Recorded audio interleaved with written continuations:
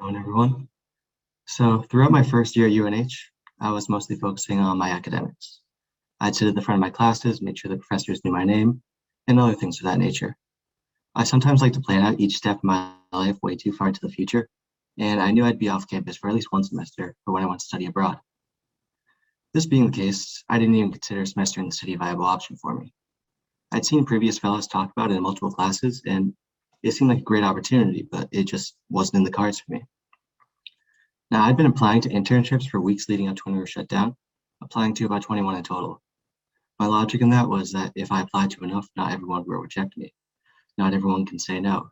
And well, as it turns out, I was incorrect.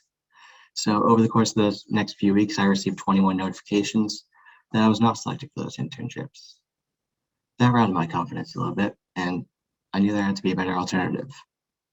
So I started to think back to any leads I had, and as soon as I remembered those presentations by former fellows about semester in the city, I knew I had to do everything I could to get involved with it. Even after applying and being accepted into the program, it was still a tough choice for me to follow through with it. Being in Boston during the pandemic was something I was very uneasy of, but the motivating factor for me was the guaranteed internship experience I'd gained at a time where finding internships was a bit more difficult.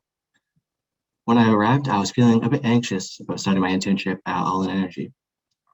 I knew I'd be absolutely fine. I just needed to get through the first few days so I could stop thinking about all the things that could potentially go wrong. It was completely lost on me that my mentor would actually want to help me through my first few days. I didn't even consider the possibility of him being patient with me as I learned how to perform my daily tasks.